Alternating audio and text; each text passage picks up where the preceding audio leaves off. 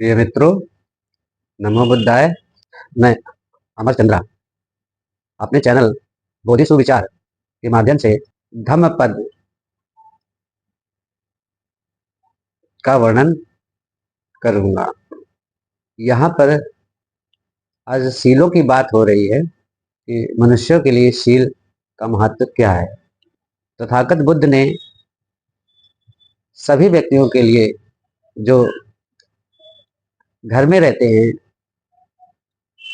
तो गृहस्थ जीवन व्यतीत करते हैं, उनके लिए जो है 5 शील बताए। हालांकि जो बौद्ध भिक्षु होते हैं उनके लिए 10 शील हुआ करते हैं, लेकिन जो गृहस्थ जीवन में रहते हैं उनको 5 शीलों का पालन करना आवश्यक होता है। 5 शीलों का पालन करने से उनके मन प्रसन्न रहते हैं, खुशहाली घर में आती है। तो पहले मैं 5 शीलों के विषय में बता दूं कि पाणातिपाता वेरमणि सिक्खापदं समाधियामि।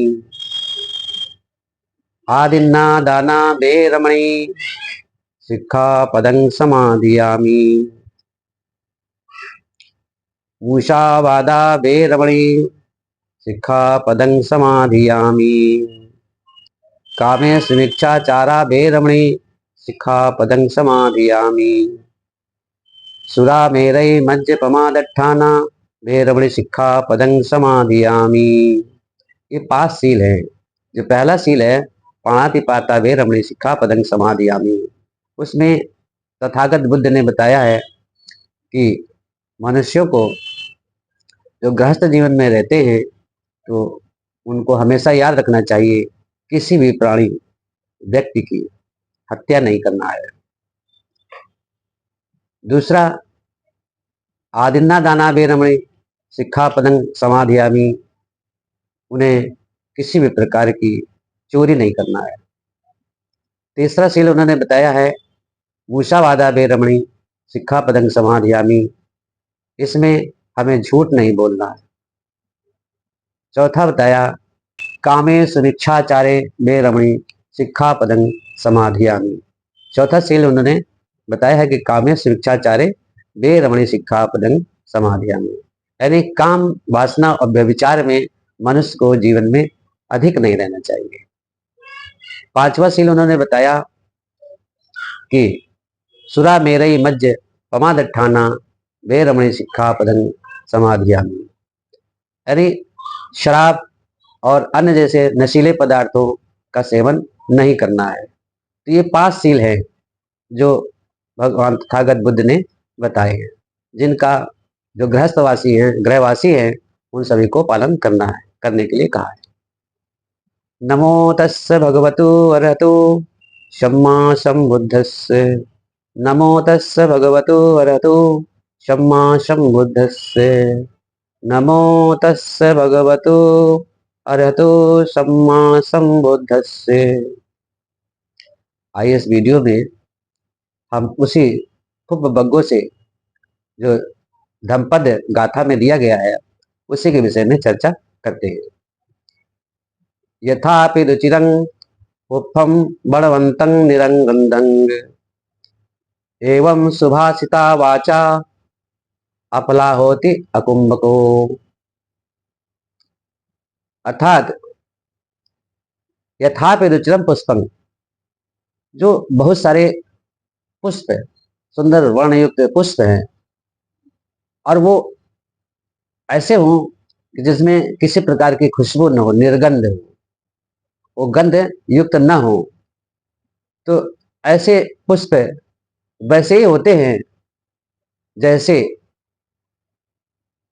ज्ञानी व्यक्ति और अच्छे सील वाला व्यक्ति जो अच्छी वाणी बोलता हो, लेकिन वो उसके आधार पर आचरण न करता हो, जो ज्ञान है उसका पालन न करता हो, उसके अनुसार कार्य न करता हो, उसके अनुसार आचरण न करता हो, तो वो व्यक्ति उन्हीं फूलों के समान है जो निर्गंध है, जिनमें कोई खुशबू नहीं होती है।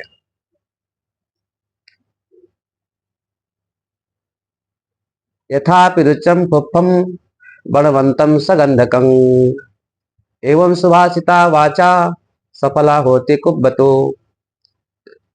यहाँ पर जो है तथागत बुद्ध कहते हैं कि वो पुष्प जो है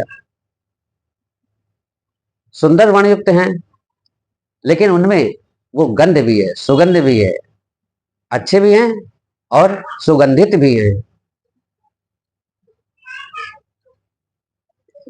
और वो अपनी गंध जो है दूसरों को देते हैं, सुगंध पहुंचाते हैं।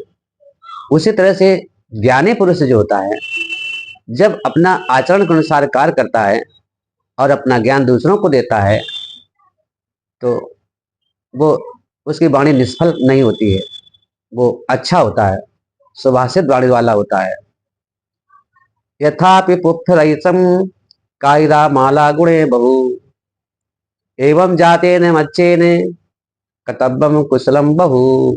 यहाँ पर जो है तथागत बुद्ध ये बताते हैं कि जैसे फूलों को चुन चुन करके एक बहुत बड़ी राशि बनाई जाती है, बहुत बड़ा ढेर बनाया जाता है, और उससे जब हम सुंदर सुंदर बहुत सारी मालाएं बनाते हैं और वो मालाएं किसी को शोभा कर देती है, उसी प्रकार से विद्वान पुरुष जो होते हैं कहते हैं कि एव जाते न मच्चे न कदपम कुशलम बहु।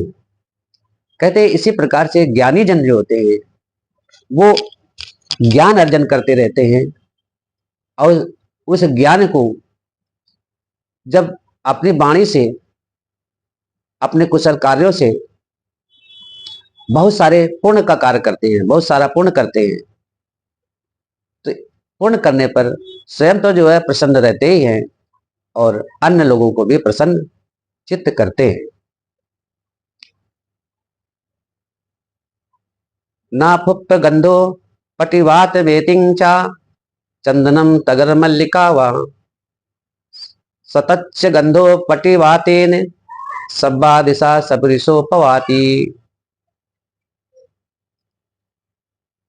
तथागत बुद्ध यहाँ पर कहते हैं कि क्यों ना चंदन, तगर और पुष्प, चमेली, ये सभी सुगंधित होते हैं, सुगंध देते हैं, लेकिन ये सुगंध जो है उनकी उसी दिशा की ओर जाती है जिस तरफ हवा बहती है। लेकिन ज्ञानी जन जो होते हैं वो ज्ञानी जनों को अपने ज्ञान के माध्यम से या ज्ञान से, या उनका ज्ञान जो है वो चारों दिशाओं में फैलता है, वो जहां भी जाते हैं वहीं पर वो फैल जाता है। चंदनम तगरम वापी उपल्लम अथवा की एतं गंध जातं शील गंधो अनुत्तरो। यहाँ पर भगवान कहते हैं कि चंदन या कमल का फूल, जूही का फूल, ये सभी सुगंधों से युक्त हो, और ये सुगंध लोगों को देते हैं। लेकिन जो ज्ञानी जन है, जो सत्पुरुष है, वो सुगंध तो देते हैं।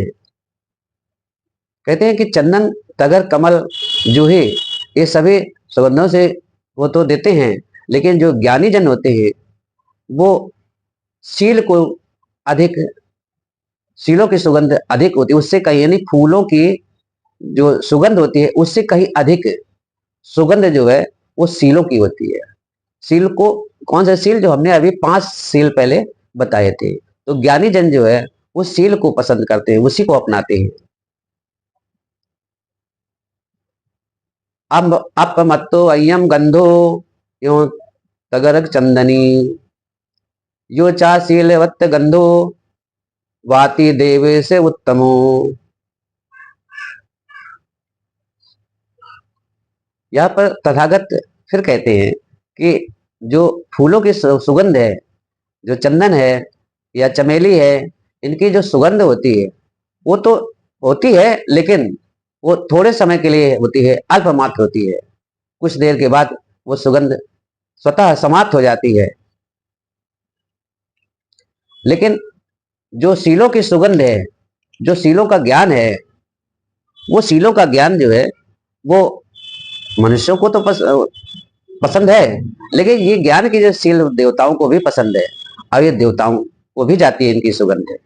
इसलिए जो ज्ञानी व्यक्ति है वो अपने सीलों के माध्यम से संसार को प्रसन्न रखता है, व्यक्तियों को प्रसन्न रखता है, सभी प्राणियों को प्रसन्न रखता है।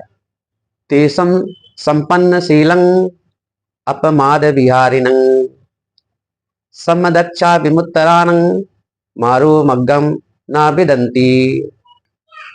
तेसम संपन्न शीलं अपमाद विहारिणी, जो व्यक्ति शीलों से संपन्न है, सभी शीलों का पालन करते हैं, जो गृहस्थ आश्रम में हो या देवता लोग हो। यहाँ पर देवता शब्द जो है वो भिक्षुओं के लिए कहा गया है, उन्हीं को देवता पाली भाषा में कहा जाता है। तो वो देवताओं को भी पसंद है। तेसम संपन्न शीलं, वे सभी लोग जो शीलों से संपन्न हैं, अपमाद विहारिणं, लेकिन अपमाद को दूर कर देते हैं, यानी आलस से विहीन, वो आलस नहीं करते हैं।